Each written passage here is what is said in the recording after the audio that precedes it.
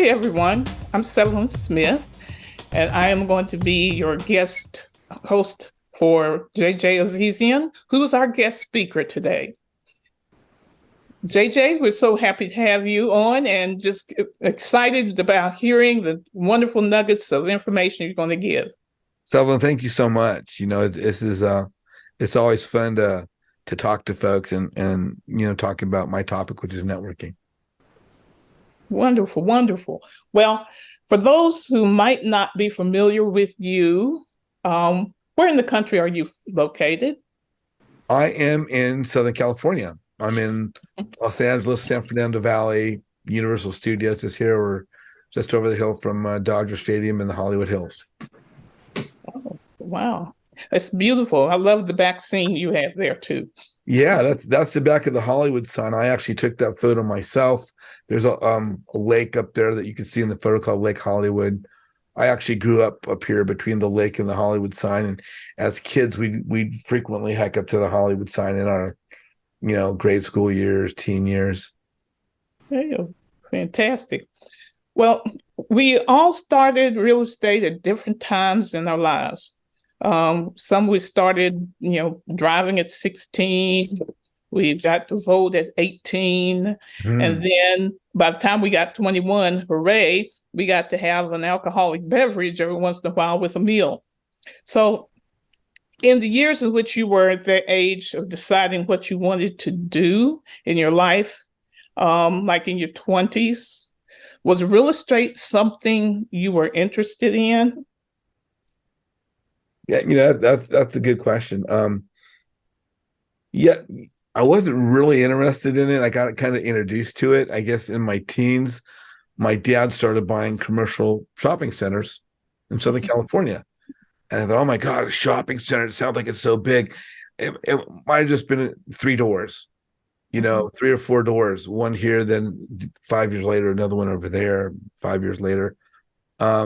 So he was working as a landlord. I was introduced to its existence, but it's nothing that I really saw in my future as far as something I'd be involved with. So, at what point did you change and think this might be your thing you wanted to do? Well, growing up in Southern California, I went to Hollywood High of all places, and I went to another um, school called Notre Dame. And I got shipped out of a bad school into a good school, you might say, to brought me opportunity. Didn't do much for my social life, but went to an all boys school and I couldn't play sports. But out of high school, I went into USC, got my business degree, Mhm. worked in corporate aerospace for Hughes Aircraft Company for several years. Probably I was about 29 when I got caught in government layoffs. So real estate wasn't really on the landscape for me through my 20s. Um, right about, shortly after I got laid off from Hughes Aircraft, I fell into the film industry of all things, working behind camera on, music videos, commercials for about 7 years. And I think during that time, or right about the beginning of the time, my dad decided to let me be a landlord for one of his smallest centers. And his thing was to see how I would do, how would I take care of the property. And so, my involvement probably started becoming a landlord at about the age of 30, but it was just a matter of taking care of a building. Wasn't learning really investment. And through my 30s, it was a film industry. They didn't, I at one point in time moved to Texas just to try something new. And it was interesting to see land in Texas, property. I was told I could, buy a 3,000 square foot home on, you know, 20 acres for $150,000. I was, you can't get a one bedroom condo in LA for $150,000. So, Mhm. I actually went to Texas to see if I couldn't find opportunity, maybe a place to buy and live, and another aerospace job because aerospace let me go in LA. I went to Dallas for a short period of time, after which I was about the age of 40. My dad got sick, and I called home one day and said, "I need you to help me run the properties." Mhm. And I thought, yeah, perfect. I've been waiting for you to ask. So I moved back to LA, and I get back to LA, and my dad was kind of like, I said, Dad, what do you want to do? He says, nothing. I feel fine. I don't need you. I'm like, really? Just moved back 1,500 miles. So I still wasn't involved. Several years went by, and my dad's request for me to come home, I'd moved to Texas, was due to the beginning of congestive heart failure for him.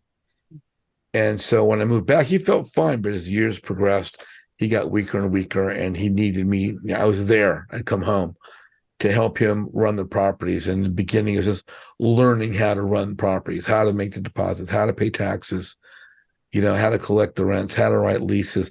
I knew nothing about investment. I just knew about learning how to be a landlord. And so as far as what we're doing, how you and I met, that really didn't take off for me until about 5 years ago. And a friend of mine had approached me about, hey, what do you do about these education programs? I said, my dad went to them all the time. He did pretty well. My friend says, well, you want to go to this one-day meetup? I said, sure. And locked me into it. I landed into an education program. I met you 5 years ago, Fortune Builders. That program has changed greatly. It's not, I think, quite the same, and things change over time.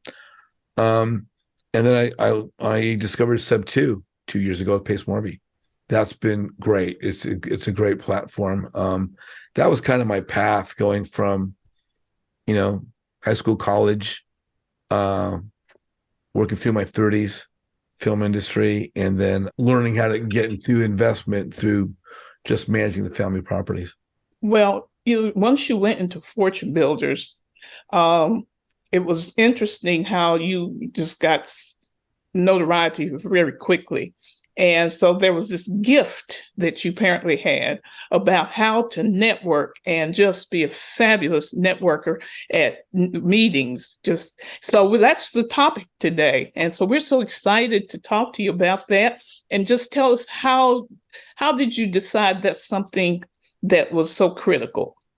I grew up as a kid that was shy. I stuttered horribly in my teens, my elementary school years. I couldn't say boo to a girl for the life of me.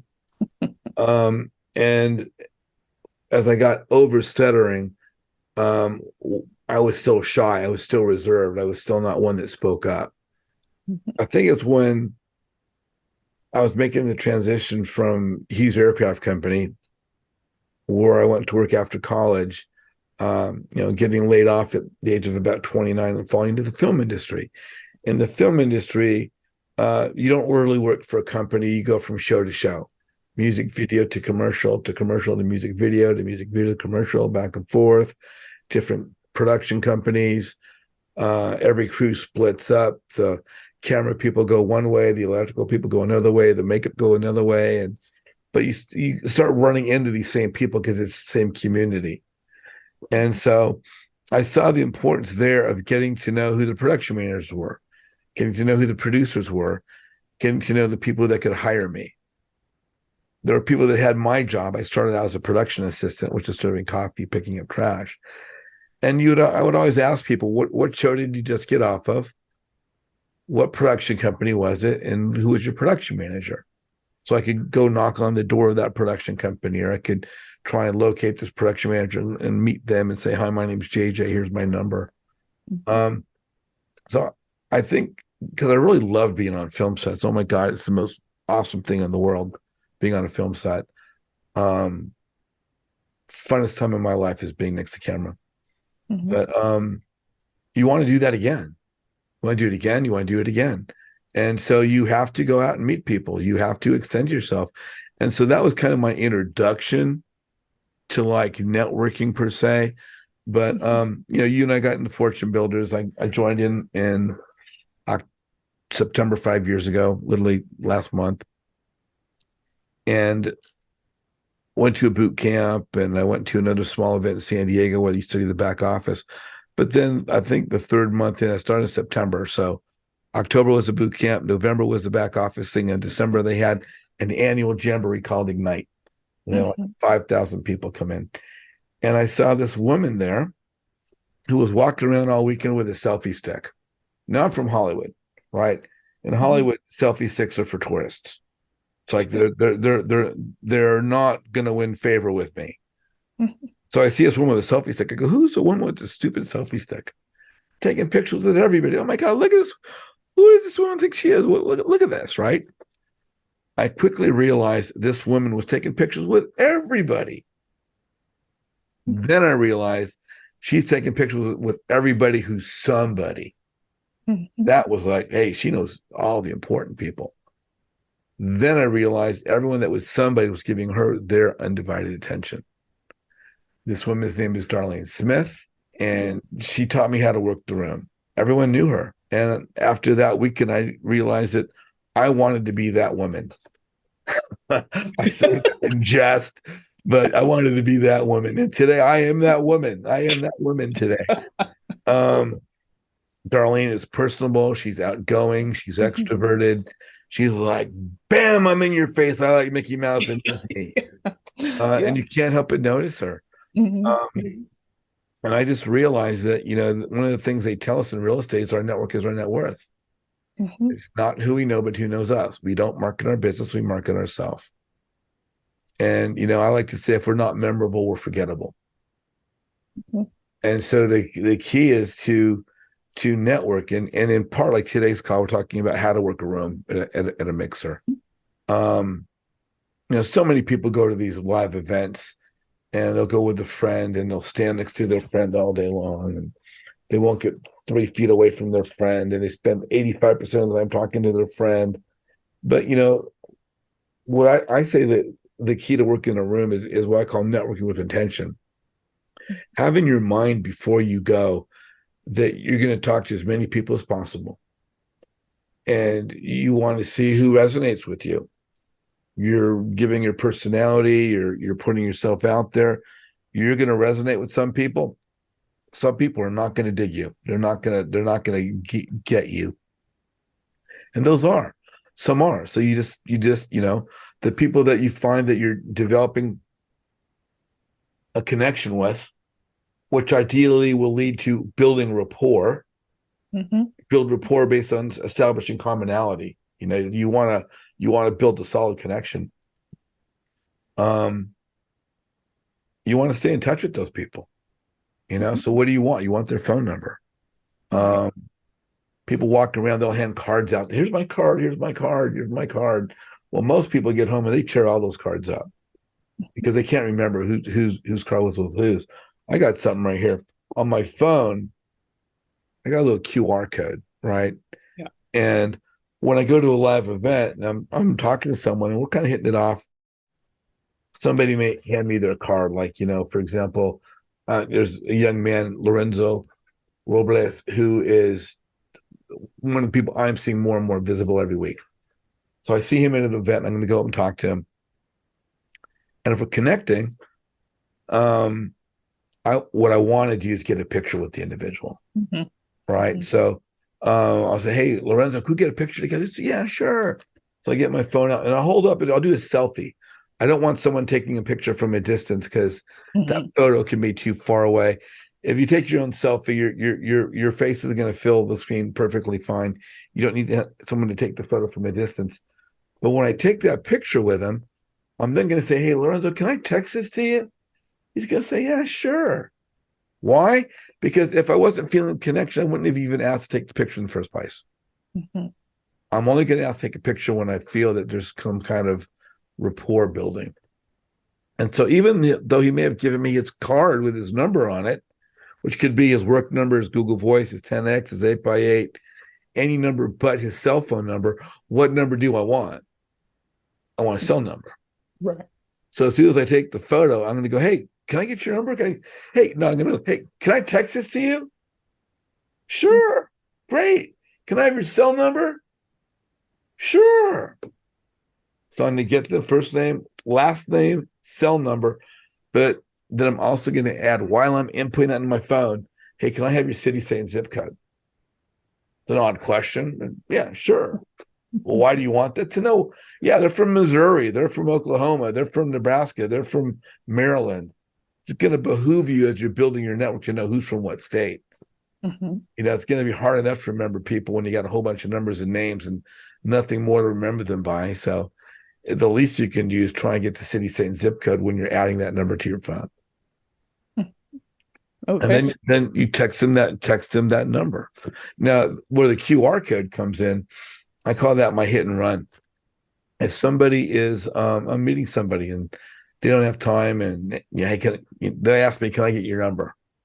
I'm like, "Sure, get your phone out," and they hold their camera over my little QR code, and it registers and gives them my contact, which it easily imports into their screen. mm-hmm. And then they've got my number. If I can, when they get the QR code, I'll say, "Hey, can we get a picture with your phone?" Have them take the picture and then text it to me. Mm-hmm. But what's key is having that photo exchange, because now no matter whether you took the photo or they took the photo, as long as that photo is exchanged in a text message, that person has a visual digital record of what you look like to put with your name and number. Mm-hmm. That's going to make you more memorable than other people that don't do that. And yeah, that's what I call my hit and run contact. If you come to my Facebook page and scroll down a bit, this is my bio. This whole thing is the intro, but the Mm-hmm. top part of it is the bio. If you slide down in the bio, I've got a number of things about education programs I've been associated with, or some I'm using as an example, Brent Daniels, for example. But down here, I've got a website called goqr.me. Mm-hmm. And if you click on goqr.me, it's going to open up a web page.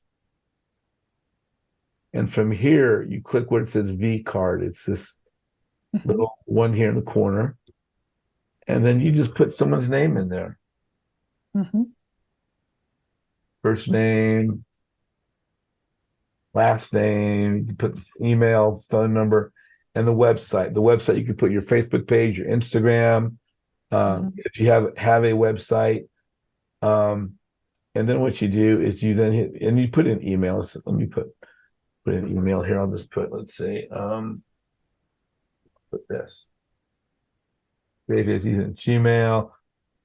Put my mobile number, 683, that, put it on for 7. And then for the website, I'll just put my website, azizian.com. So once you get your information, your phone number, first name, last name, phone number, email, and a website, you hit download. Right. When you hit download, you can actually change the background color. Just click up there. And, I like green.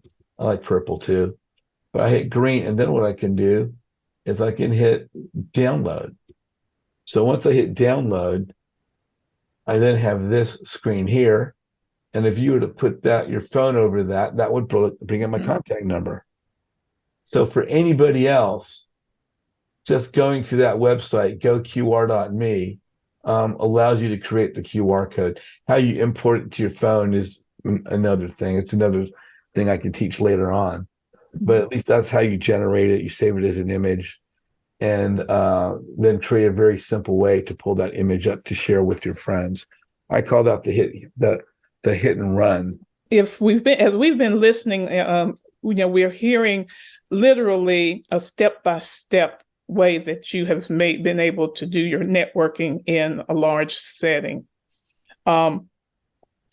So are there some things you don't do that you've learned over the period of time that, in the process of doing this, any etiquette things that we need to watch just in case? Sometimes one of the things I was thinking about, people who are already in a very intense conversation, we can't go up and just interrupt them when you have 3 or 4 people. Is that something that would be an etiquette boo-boo? Yeah, I still consider myself new. I think I'm not anymore. Obviously, I've got a lot of people in my group. Our group is close to 4,000 people today. But I like to network organically. I try and do it one person at a time. The only time I can really talk to more than one person at a time is if I happen to walk into a room of people and everybody goes, "Hey, JJ's here." And somebody says, "Hey, can you say something to us?" Then I can talk to a bunch of people at a time. But most of the time I'm out and about, and I'm meeting people that might not be familiar with what I do or who I am, and you can't break into a group conversation, and you know, people aren't always going to resonate with us, and that's just the way it is. We just have to stay as neutral as we can, and by that, Mhm. I mean, we want to talk about topics that we could build rapport on. Maybe someone's there to talk about their dog, or they talk about their kids. Oh, I got kids, I got grandkids, or I'm a kid, or I like sports, or I like jazz music too. You'd want to find those commonalities, but Mhm.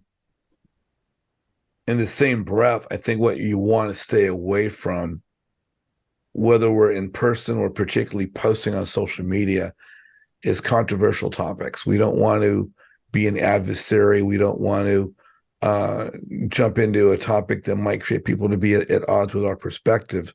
So I generally tell people, we probably want to stay away from topics like global warming, euthanasia, the death penalty, gun control, murder, politics,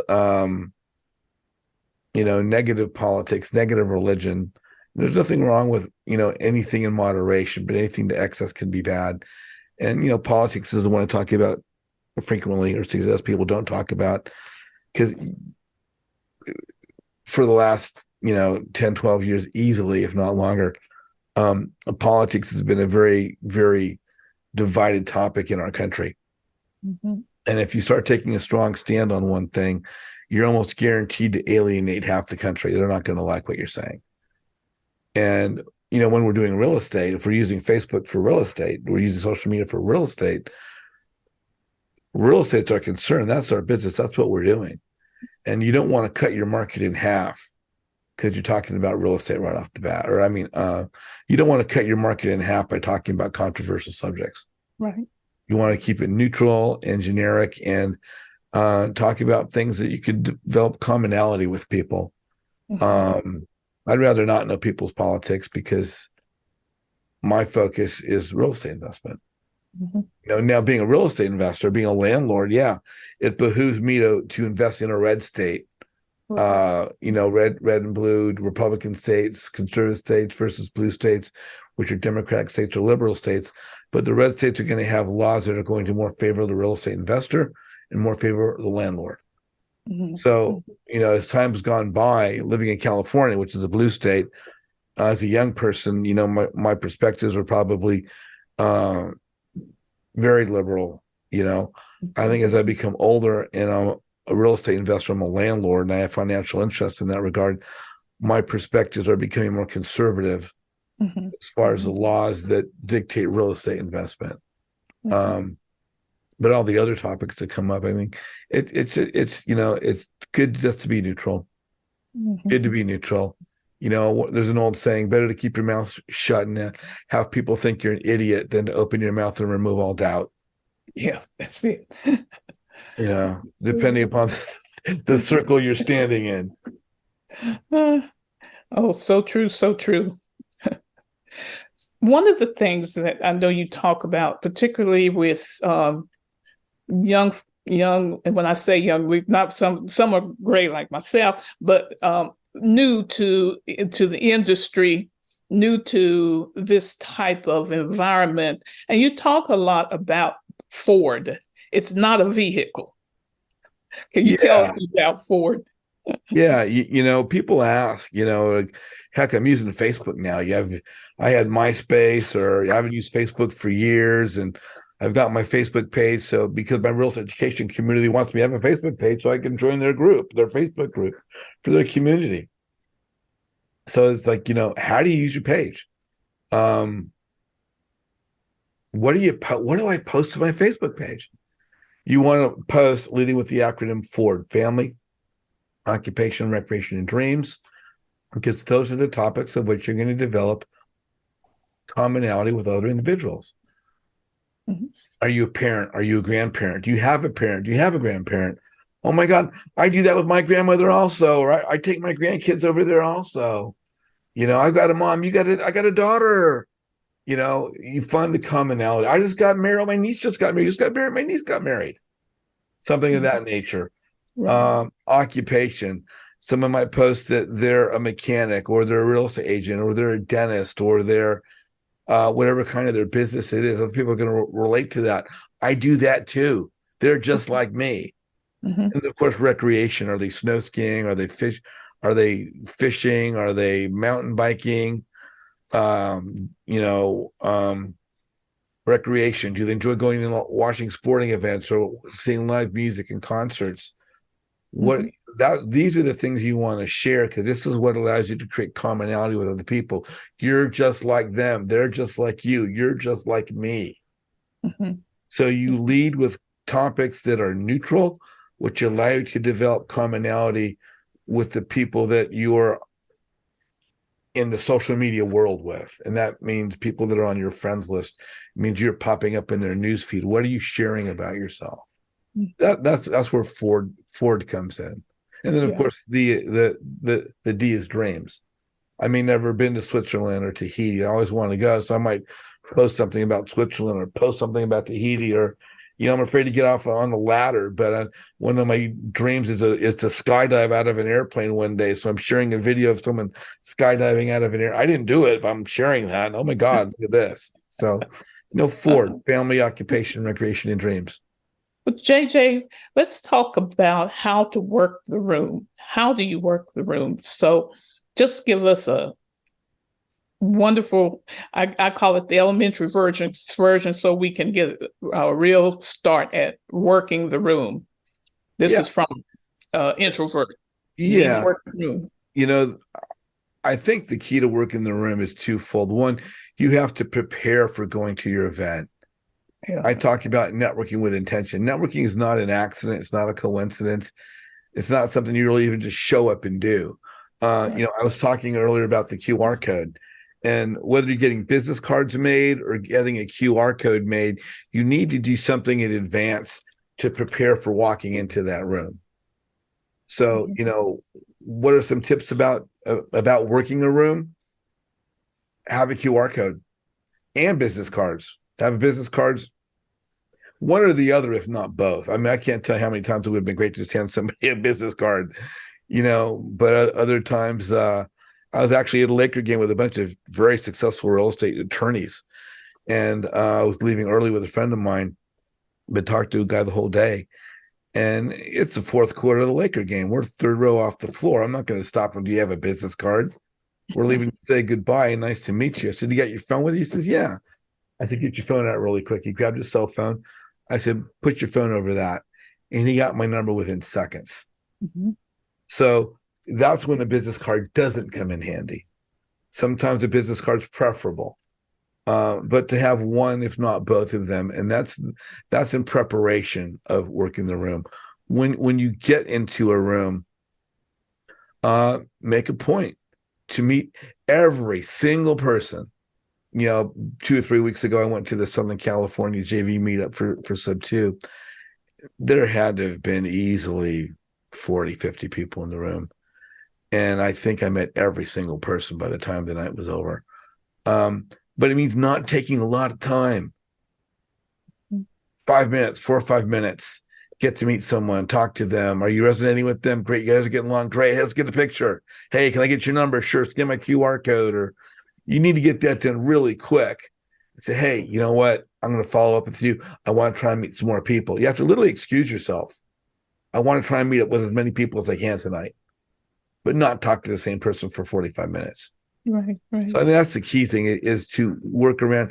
And if you see someone you haven't spoken to yet, and they look a little bit more quiet or a little bit more reserved, they're not outgoing, they don't seem like they might really have any value to someone you want to talk to, go talk to them. Talk to them. You never know who they are or who they might know. And if anything, it's an exercise in talking to somebody else. Yeah. A lot of times when I go anywhere, like I'll go to, I don't know, I'm in a restaurant, I'm in an elevator, woman pops into the elevator, walk into the lobby of a hotel or restaurant, and I'll look, and then into a guy or a girl, I'll look at them and go, hey, they'll look at me and go, nice shoes, love your shoes. And they go, oh, Well, thank you so much.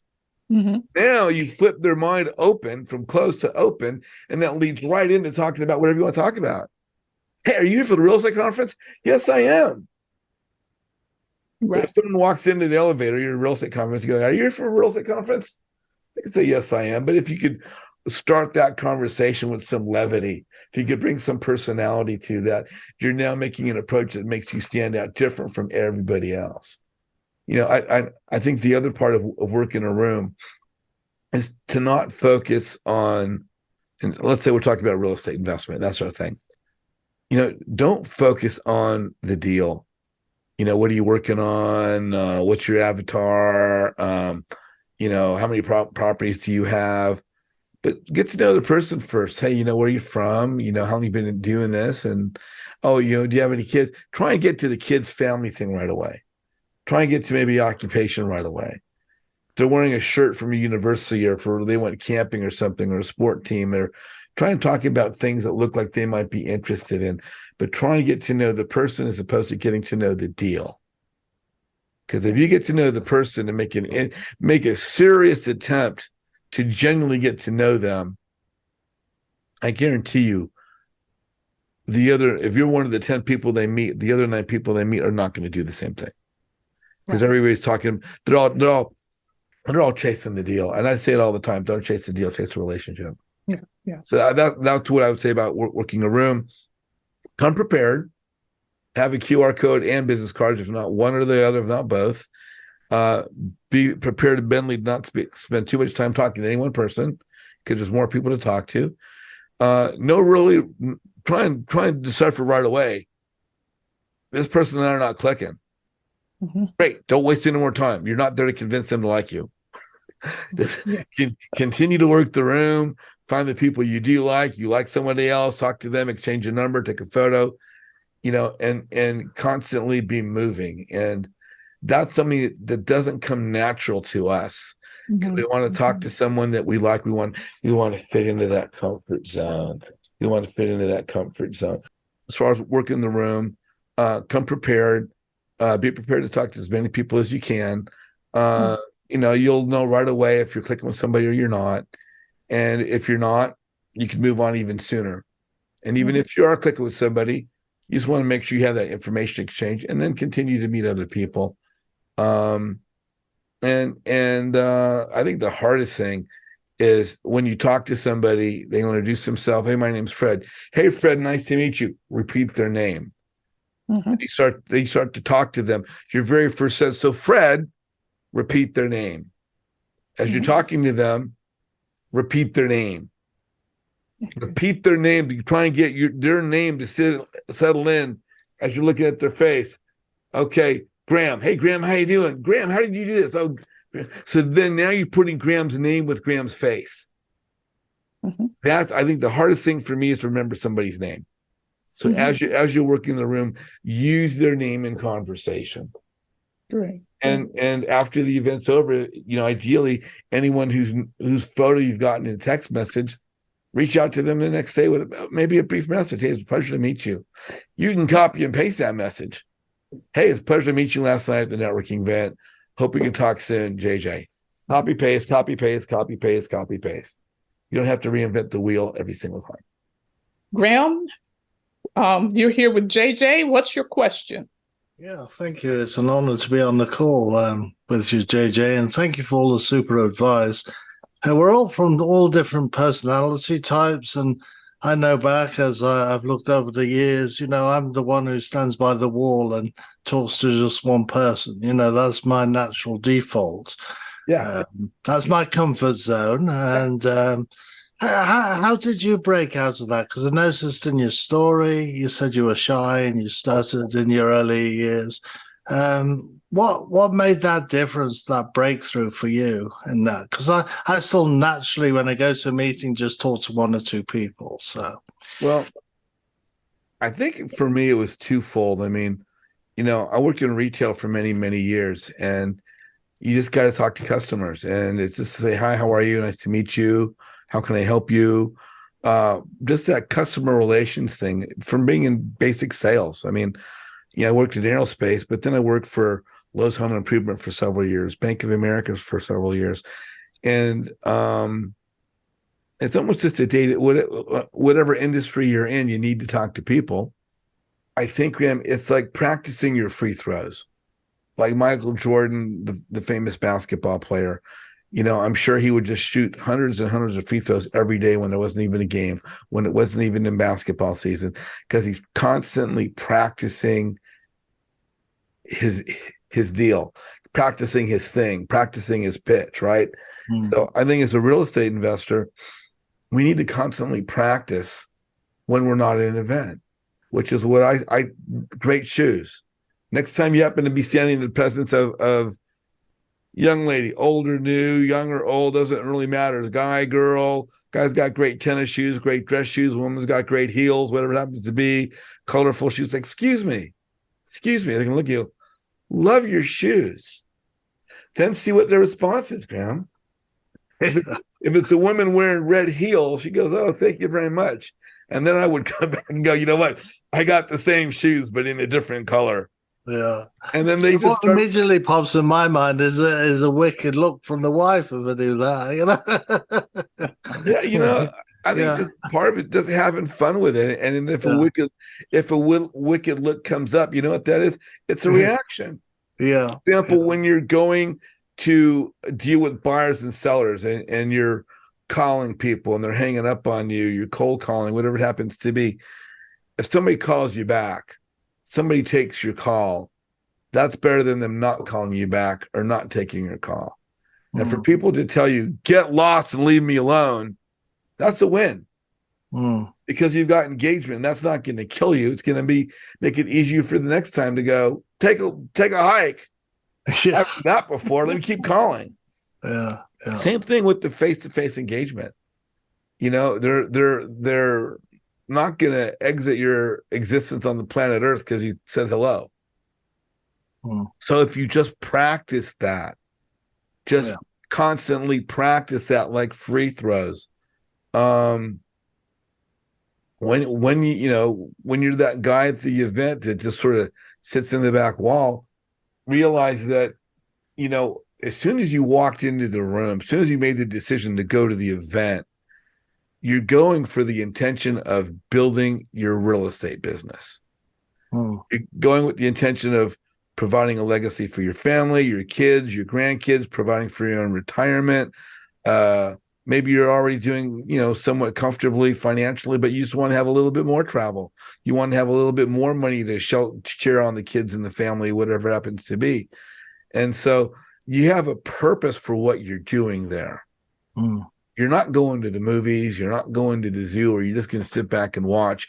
You're going into a real estate investment arena for the purpose of not just meeting other people, but perfecting your ability to engage with others and present yourself. Right. And that means you need to take the next step. You need to say hello. You need to say, "Hey, nice shoes." You need to pull out your phone and do a selfie video with all these people on behind you and post it to your Instagram or your Facebook.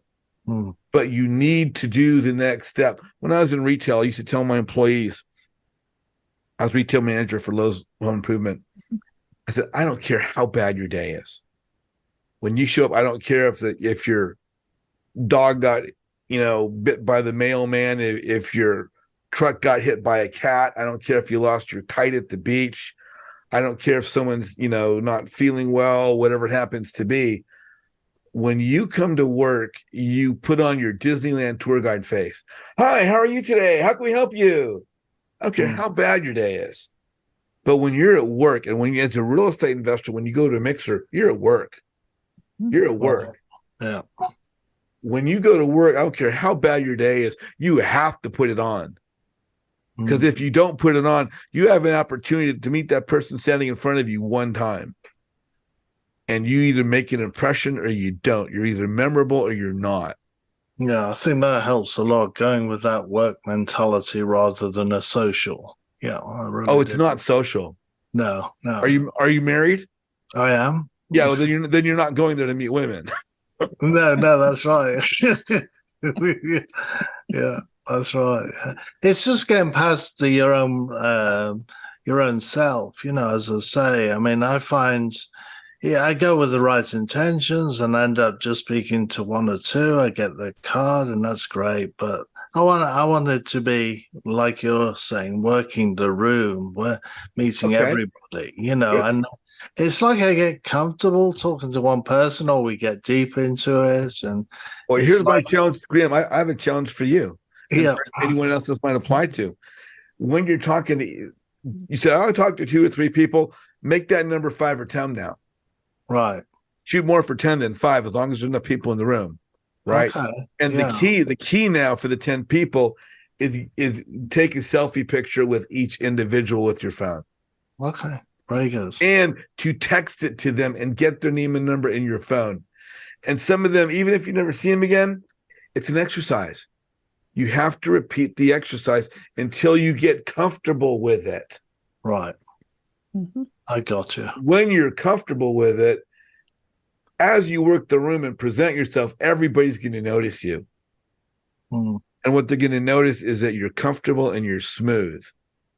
And when they notice you're comfortable and you're smooth, guess what?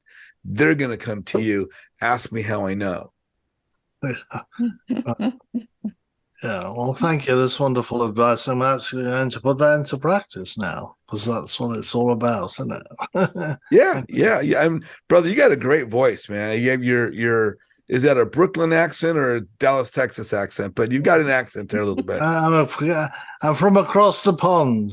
Okay. So yeah, it's a little not quite New York, not quite Dallas. No, not quite. No. But and you can make that work for you now within your community. Yeah. Because you're going to be memorable. Mm. People in the States love an accent. They don't care where it is. Yeah. French, English, Australian, even within the States, a Southern accent, a Brooklyn accent, anything that makes you stand out is going to be a benefit for you. Mm. Yeah. Thank you. Appreciate you. Thank you for all you're doing for us. My pleasure. My pleasure.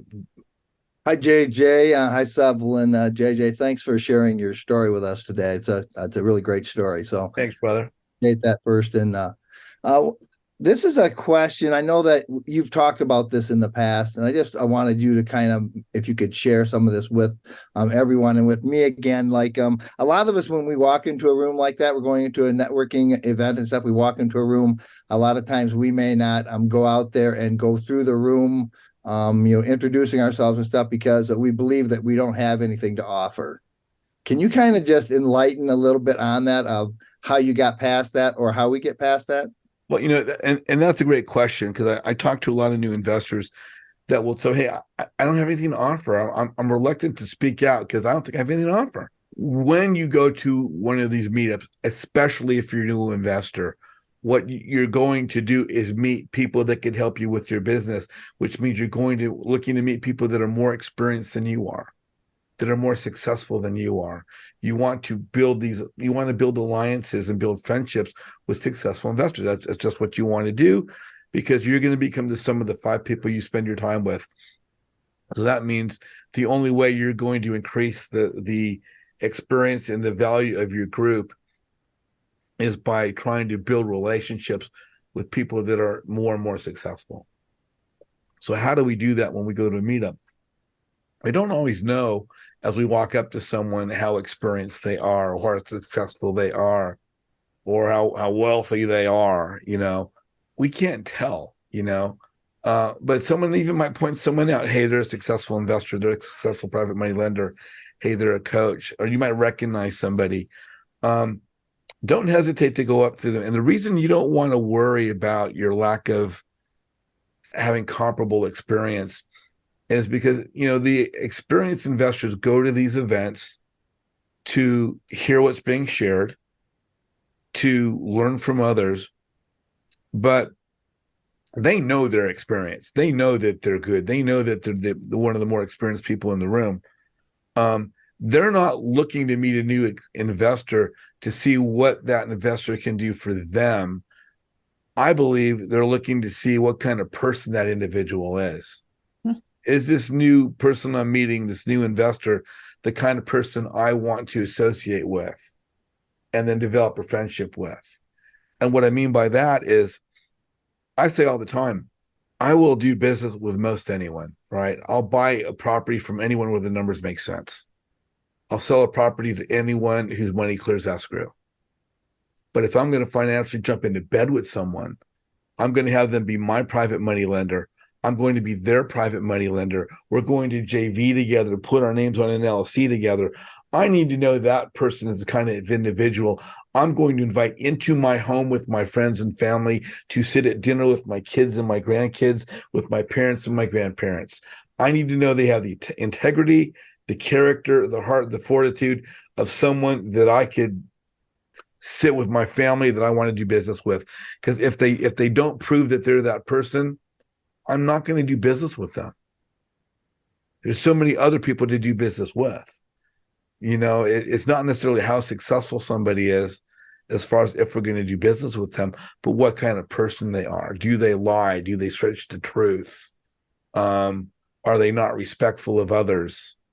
There's, all the criteria of how do we determine if someone's person we want to hang out with. But when you're a new investor and you're going to meet people, go in there, be open-minded, be curious, be kind, extend yourself to build that relationship. Don't know about your lack of experience. Get to know the individual, show interest in them, be genuine about getting to know them. Because for any experienced investor, what's their favorite topic? Their favorite topic is themselves. You want to get to know about them. The more you get to know about them, the more they're going to feel comfortable with you. You want to know about their family, their occupation, their recreation, their dreams. Where would you like to retire?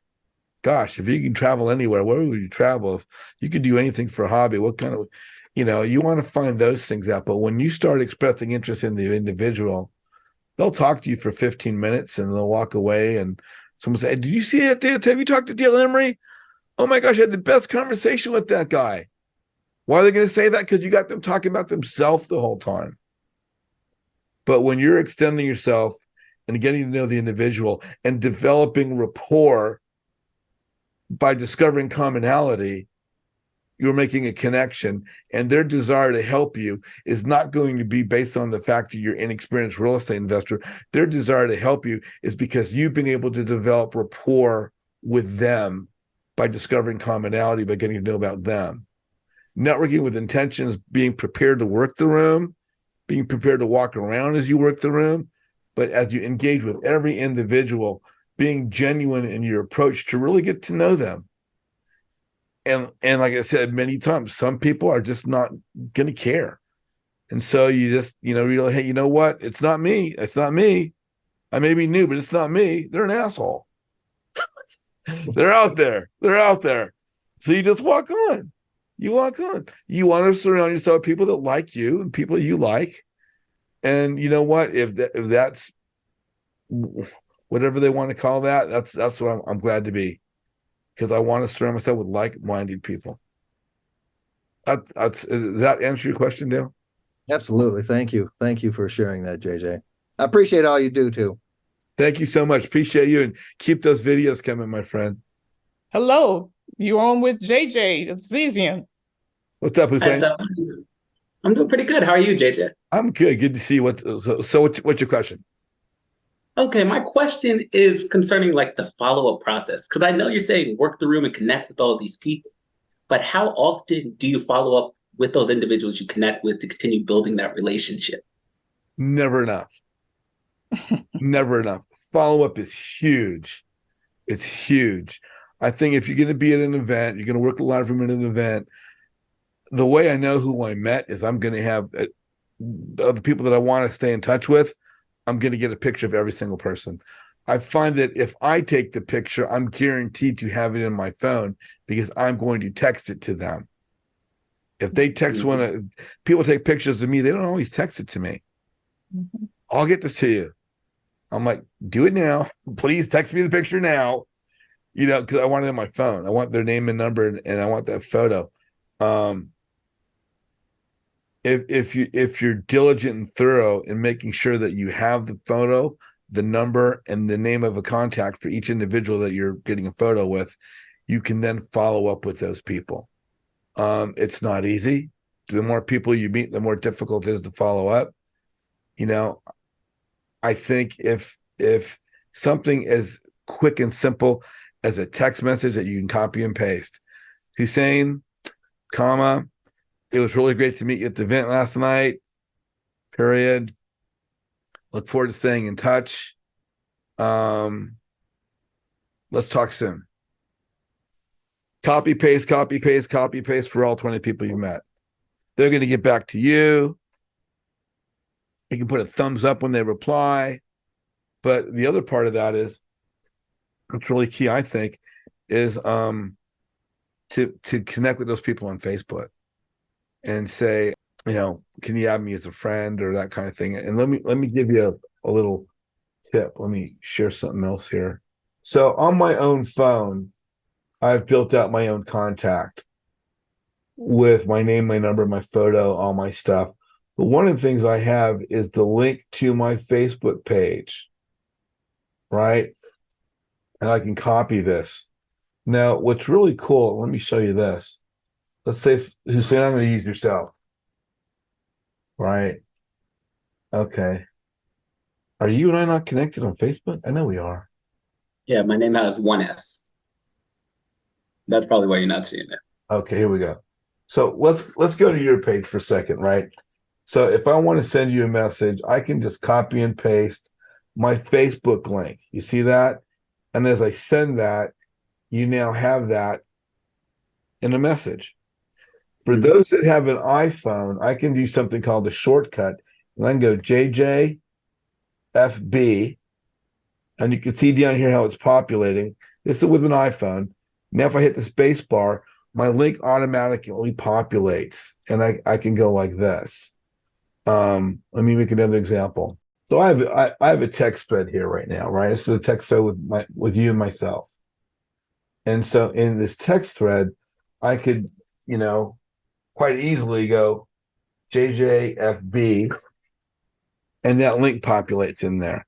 So for all the 20 people I've met at that event, I might have a copy and paste message, something as simple as going into my notes on my phone, and I could put any note here.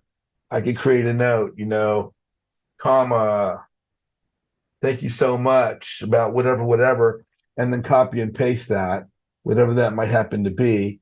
I come into this, and I would maybe type each individual's name.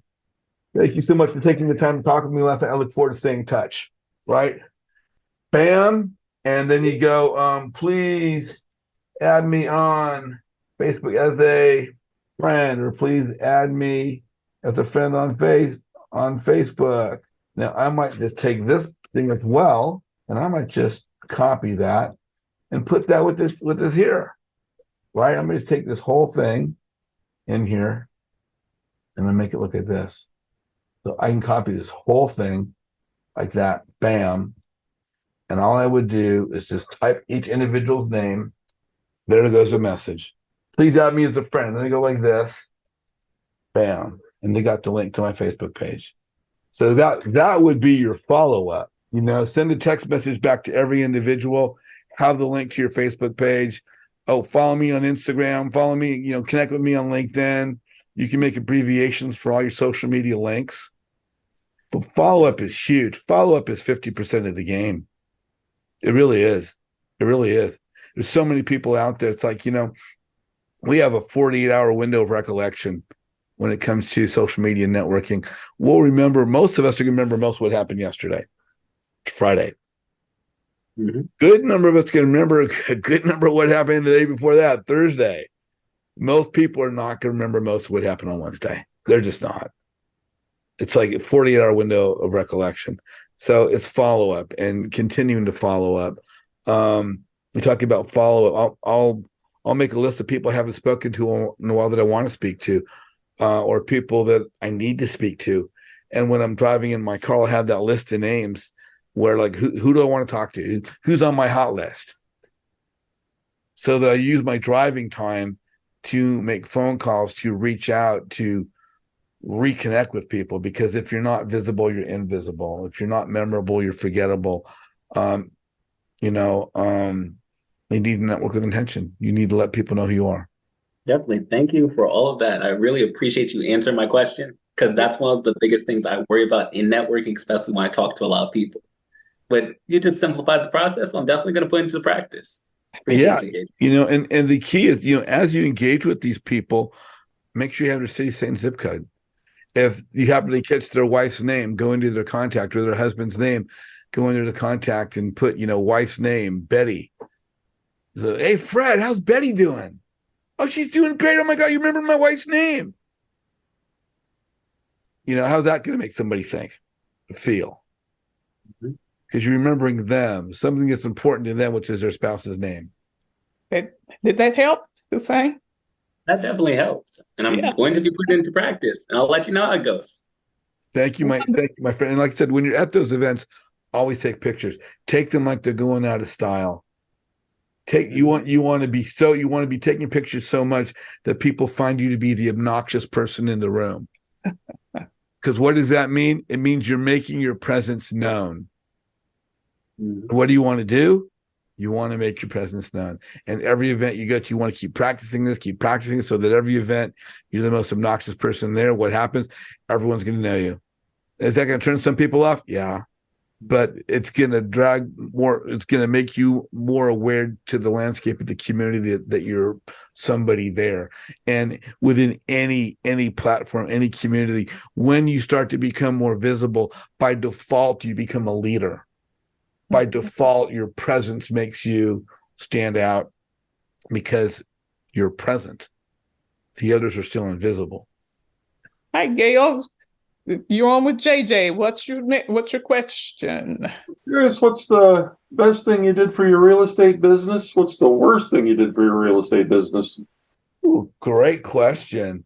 I think the best thing I've done for my business is getting out of my box, getting out of my quiet zone, and building relationships. The more visible I make myself, the more people know me, the more opportunity that brings. I like to say that networking leads to visibility, and visibility leads to opportunity. What's the worst thing I've done? Mm-hmm. I'd probably say not starting soon enough. You know, just not starting soon enough. And I think the worst thing I've done is what can I be better at? Let me put it that way, is time blocking. I can be better on time blocking. I need to put time in for running my own properties. I need to put time in for reading. We should all be working a book constantly. I need to put time in for meditation, starting my day off right with getting my mind right. I need to put time aside for walking or exercising. You know, we need to put some time aside for family, whether it's walking our dog or spending our time with our spouse or our partner.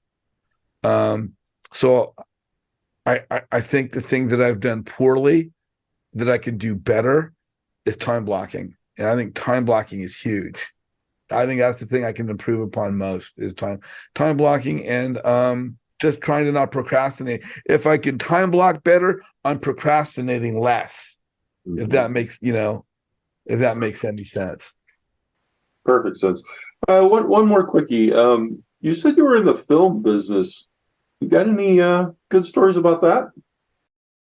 I got 100 good stories about that. Anything with Gene Simmons by chance? Not with I got a really good David Bowie story. Oh my goodness.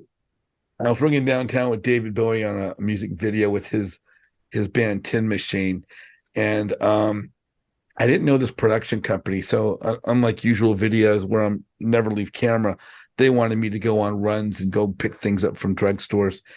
And the production manager gives me a list. She's this British gal, very thick accent. She says to me, I need you to pick up Polaroid film for wardrobe, cigarettes for the director. We need something else for art department. Now, we need some trashy magazines for David Bowie. I'm like, oh my God, you want me to buy trashy magazines? We've all heard stories about David Bowie. So I've got the Polaroid film. I got everything but the trashy magazines. I can't find a thing. I ended up going to a liquor store just outside of downtown LA because we're shooting in the worst part of downtown LA over this weekend. And I find a store that had a lot of, I'll just say, trashy and inappropriate magazines that I would never in my life buy. But I bought 3 or 4 of them for David Bowie. Get back to the film set. I've got 3 or 4 bags. I've got all my change, all my receipts to account for all the money that I've been given. And I walk into the motorhome. The production manager's on the phone. I said, I got everything. She's put it on the counter. And I put down 3 or 4 bags, and I put down the change and the receipts. I've got my tally sheet to account for all my monies. And I walk out of the motorhome. And their caterer's getting ready to set up for lunch. And there's all these tables. They got a huge film crew. This gal comes flying out of the motorhome. JJ! And I'm like, I turn around, and she's got these magazines in her hand going, what the hell are these?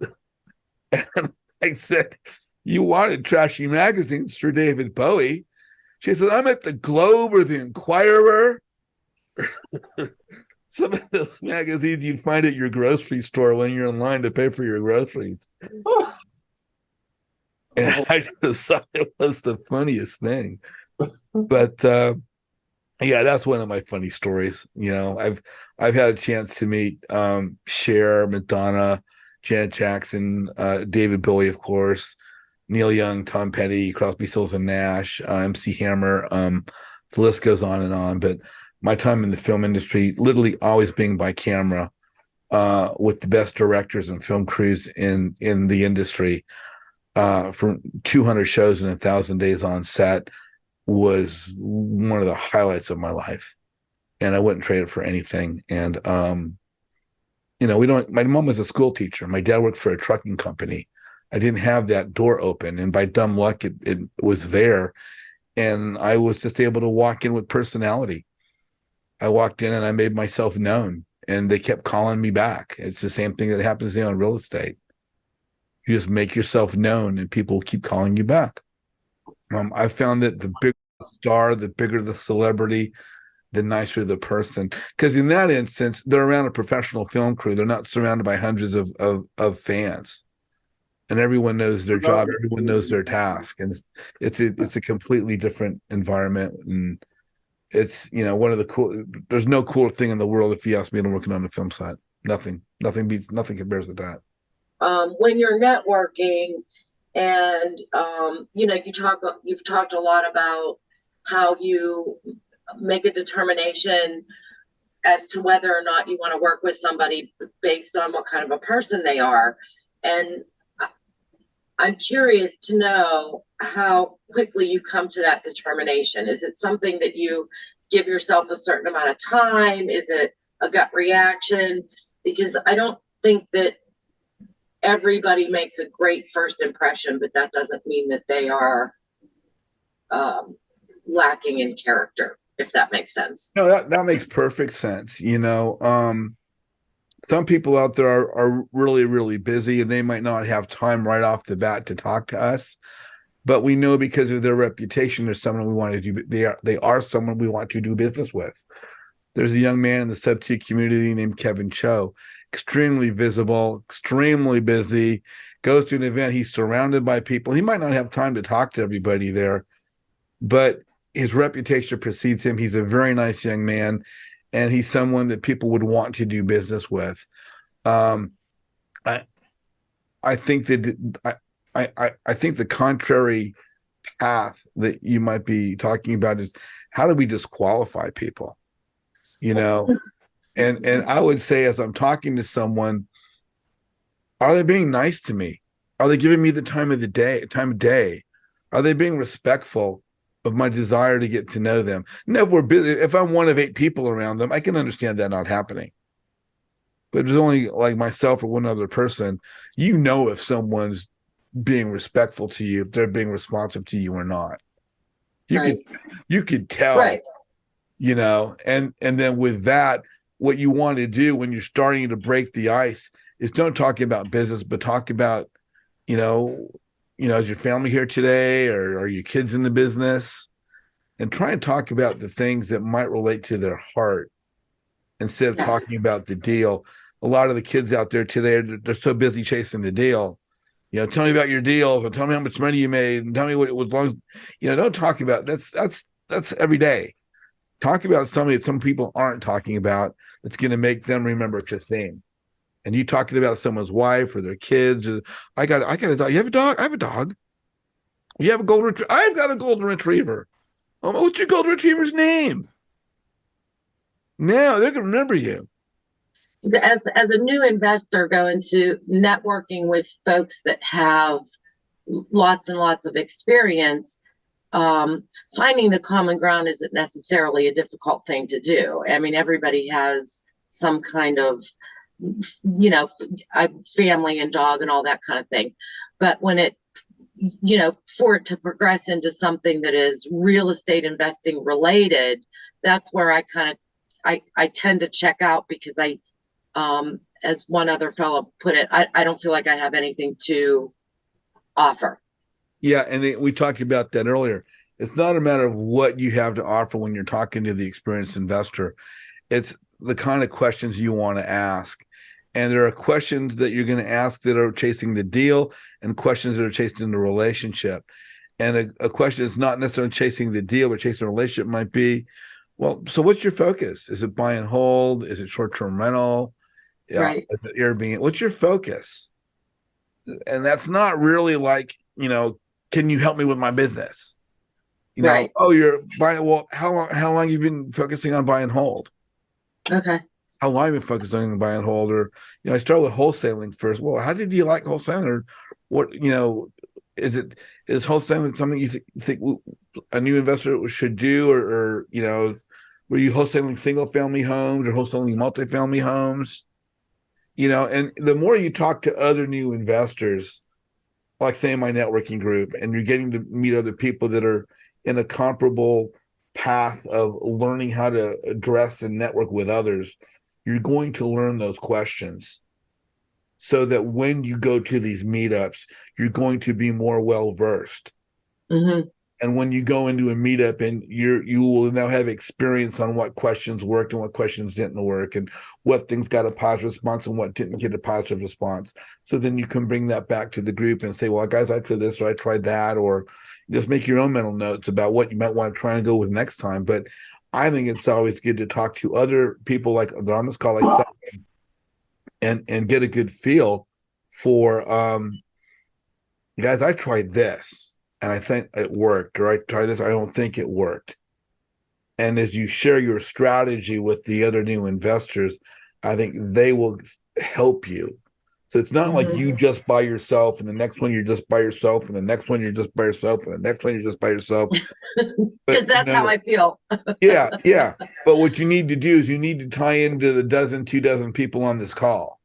Right. And you need to exchange numbers with these people and talk with these people, get to know these people, and you get to the point as a new investor when you're interacting with others that you now have 3, 4, 5 people that you can just pick up the phone and call. Right. When you have that, you're starting to build a legitimate network, not just adding random names of people you don't know to your friends list because you have mutual friends. Because to me, that makes no sense whatsoever. Well, I was going to just add to that. In essence, they don't care about your experience, Christine. If you could talk, and no one's born knowing how to snow ski. No one's born knowing how to ride a horse. No one's born knowing how to ride a surfboard, right? We have to learn this. When it comes time to work in a room and talking to people, it doesn't come easy for everybody. It comes very difficult for most people. We have to learn this. We have to practice this. We have to develop our confidence in how we go up and talk to people. And that comes from practicing our free throws, doing it time and time and time again. I guess, and I have to remind myself that the experienced investor doesn't necessarily not want to have a conversation with the inexperienced investor. That, like you said, they're not, the experienced investor isn't, they're there to network too. So I have to remind myself that even though I may not be able to have the same level of conversation, that's okay. Well, and not only that, but just because someone's an experienced real estate investor doesn't mean that they're exceptional at working a room and meeting other people. Right. They might They might have, for whatever reason, become successful on their own, good fortune, dumb luck, family inheritance. I go back to dumb luck, good fortune, you know. Right. But they want to get to meet people too. That's why they're there. Right. A lot of experienced investors want to get better themselves at working the room. So when they meet someone else that's somewhat verbose, that's comfortable speaking, comfortable engaging, comfortable getting to know you, making you feel like, oh God, I love that Christine. Oh my God. Gosh, she's so great. I enjoy talking to her more than anybody else tonight. That'd be great. Yeah. Well, I mean, it doesn't come hard. It just has to be your purpose. Yeah. Well, I'm generally an extroverted person, and I love talking to anybody that will talk back. But like I said, being so new at this, when I start to get to a point where I'm like, I don't really have anything to contribute, I tend to shy away from the conversation and the networking. And that's when you mix it up. You can go into something completely different. So, right. Okay. You got any pets? Okay. I got a parrot. So it's funny, you know, Samantha likes watching YouTube on occasion. We see parrot videos, and some of these parrots, you know, parrots can live a long amount of years. And if their owner passes away, these parrots need to be rehomed and find a new owner. So people will inherit birds or acquire birds having no idea of a bird's vocabulary. And out of the blue, these birds come up with so many things like, you know, I don't know, you know, a little trucker, but it would begin with an F instead of a TR. But one of my coworkers has a parrot, and she's always telling us about the obnoxious things the bird says. Yeah, you know, so you know, you run out of something. So tell me, I mean, are you traveling at all? Ford, family, occupation, recreation, dream. So tell me, you got any kids? Tell me. So what did you do before you became a real estate investor? That's occupation. So tell me, what do you like to do in your free time? Recreation. So tell me, you can travel anywhere in the world. Dreams. When you touch into these things, that one of them is going to open up a huge passion in their heart, and they're just going to start pouring out to you. And you just keep asking questions on that topic. Mm-hmm. And you learn how to work the room. And it just comes. It comes through practice. And the more you do it, the more confident you get to be. And the more people you meet, the more people that we can call and talk to and develop our network, the more confident we're going to be as a new real estate investor, as an intermediate real estate investor. And even successful real estate investors, many successful real estate investors don't know how to network. They don't know how to work the room. They don't know how to build relationships. Right. A lot of them have gotten there through hard work, very diligent hard work. But had they worked a little bit more, maybe not so much on the job, but working on the network, like, you know, Pace Morby says all the time, you don't need to wear every hat. You can hire an acquisitions manager. You can hire a dispo manager. You can hire a transaction coordinator. But the real key to your success, if you're going to do that, is how well can you interact with these people where they're going to be productive for you. Right. And that's going to be based upon your relationship. Right. You know, it's so important. Working the room is whether you're in a live room, whether you're in a breakout room, you know, connecting with others, and not only connecting with others, but just as you connect with one person, if you're at a live meeting, people are going to see you work in the room. If you're on a Zoom call and you're asking a question, people are going to see how you present yourself. And for those that get on the call and don't ask a question, they don't make themselves visible. Visibility leads to opportunity. By being on the Zoom call right now, we're all networking. Mm-hmm. Whether we're asking questions or not. But the difference is who's being visible and who's not. Because the more visible you make yourself, we have Cynthia Ware on the call right now. She's on many, many calls. She's asking questions constantly. She's very, very visible. And with that brings her opportunity that might not come to someone else who's not as visible as she is. Visibility is important. I think I was about 15 when I realized that visibility was very important. Crucial. Hi, Cynthia. You're on with JJ. What's your question?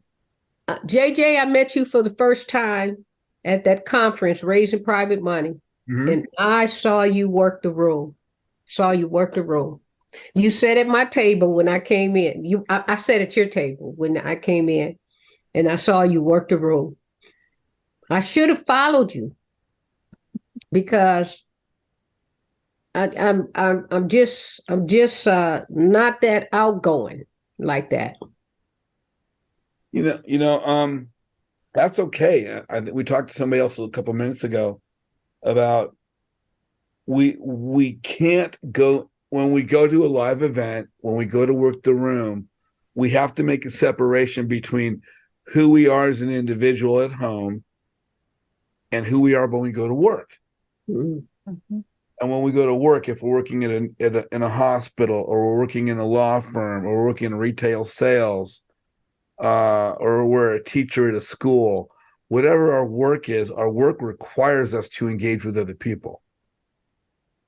And when we go to these meetups, we belong to these real estate education groups. We're not seeing ourselves frequently as going to work.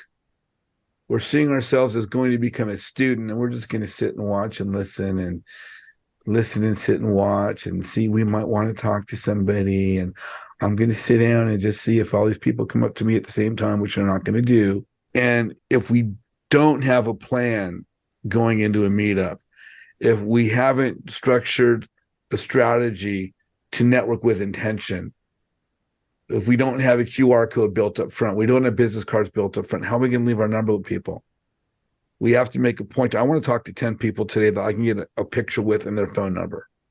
I want a picture and phone number, email address, not email address, city, state, zip code, picture with 10 people today. 5 before lunch, 5 after lunch. If I can get 2 before the thing starts, 2 at the break, 2 at lunch, 2 at the second break, 2 at the end of the day, I got 10 pictures today. My sister when Pace and Jamil swung through Detroit. Yeah. Allison happened to be there, right? And Allison said, "I'm going to see him." And so she got into the building to see him.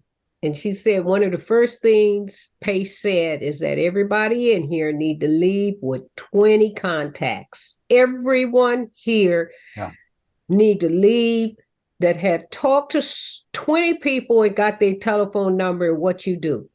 And he said that's a minimum. I think Allison said she got 12, which she thought was pretty good. And the key to that, we talked about this a little earlier as well, is when you're meeting these people, don't just get the phone number, take a picture with them, and then text it to them. Powerful. And then you've got their name, their phone number, and their face. Yeah. If you're texting it to them, they've got your face and your phone number, but they won't have your name, which is why you need to have the contact on your own phone that you can share with them as soon as you sent the photo. But there's number, photo, contact. And if you're going to get somebody's photo, create a contact for them, their first name, last name, city, state, and zip code. And then add their photo to their contact if you can. It's usually relatively easy with a smartphone. And then, like we're talking with, I believe it's Hussein, is follow-up. Follow-up's crucial. I want to challenge this question. Sure. And this is a question I'm noticing I'm asking on almost all the Zooms with the speakers that come in. Yeah. Particularly these guys that have, they got their tires rolling. I mean, those tires are moving. Yeah. Okay. And I'm here to help you. Most of them don't have time, really, from my calls to them. You might be able to get a hello, but that's about all you're gonna get. But how would you, what do you think about, because in 6 months from now, I will be creating some kind of 3-people team. And so what I'm seeing is that I might be the lead, and I'm hiring VAs because I'm just about full, meaning I'm just about full before Friday come on a lot of weeks, because I'm just doing the same. I'm wearing this hat, that hat, this hat, that hat, the CMR, Yeah. blah, and Yeah. I'm just done with it.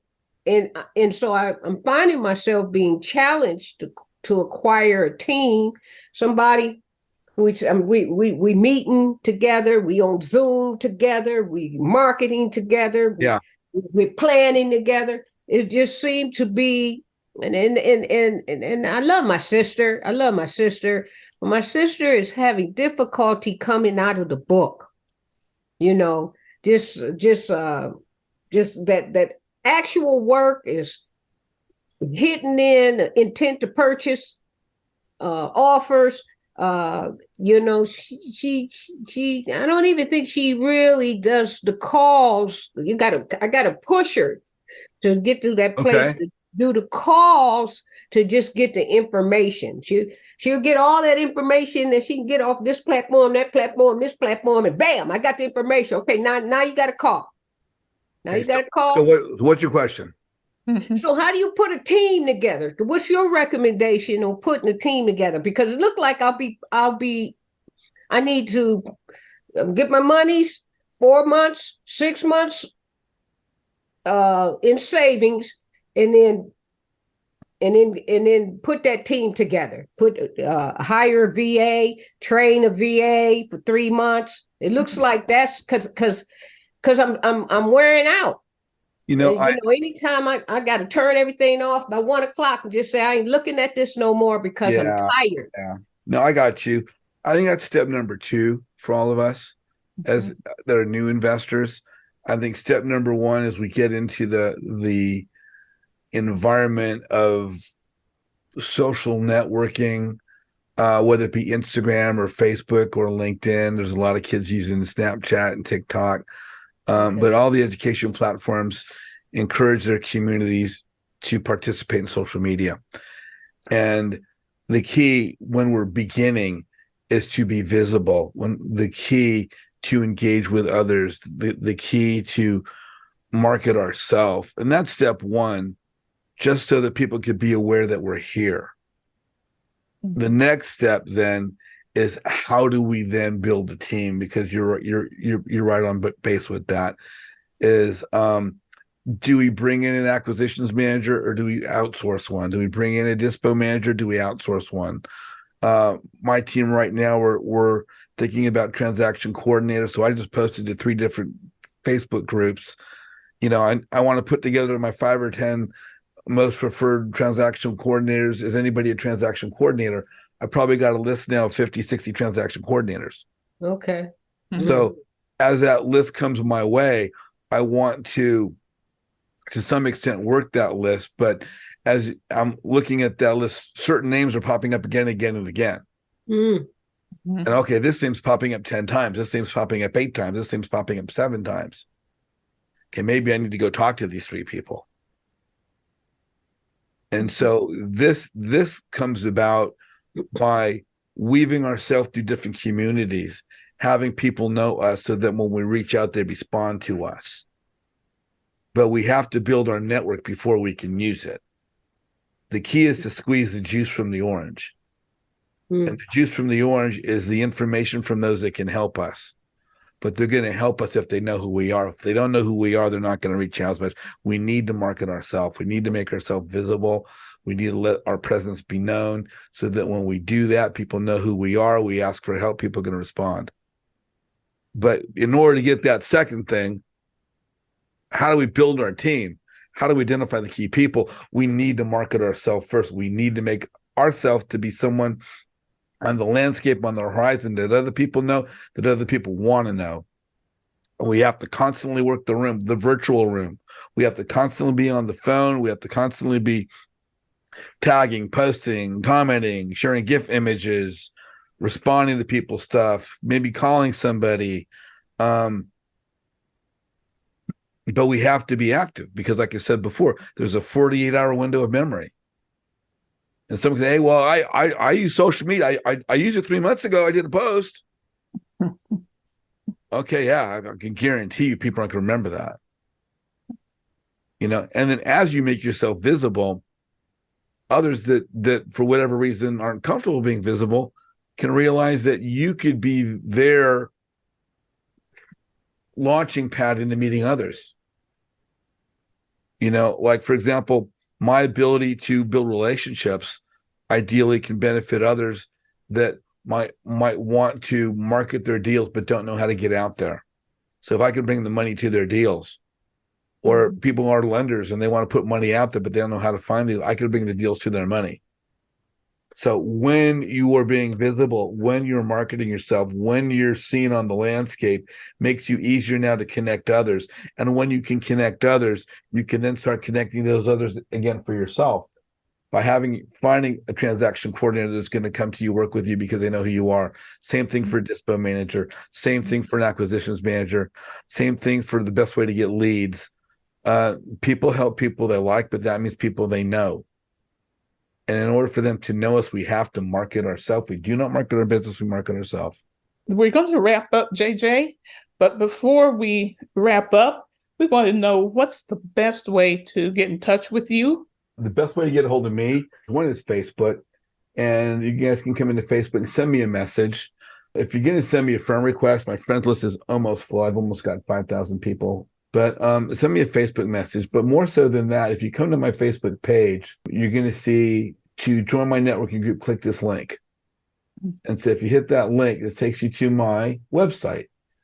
On my website, I have a button that says register now. And if you click that button, there's just a registration for first name, last name. I've got people in my group from over 25 different real estate education platforms. I ask for a phone number, email, city, state, and zip code. And then I can put you into my CRM as far as staying, from my end, sending something to you to stay in touch by letting you know who all my guest speakers are for my Zoom calls, because I've got a calendar for all the guest speakers that are going to come up and speak on a variety of topics. And this is all on my website. As you come through the website, let's see, are there even more? Derek Barton. Down below, we've got some of the past speakers' videos from the YouTube channel. You can look at some of those. A lot of them are very notable, memorable, well-recognized people in the industry. Abraham Gray, Noah Hoffman, Love Francis, Kevin Cho, Cody Barton, Angela Wayne. So that's the best way to stay in touch with me. On my website, if you want, either by clicking this button here, click here to see past speakers, or at the very top under YouTube, you can go to Flip Side Up with JJ, which is my YouTube channel.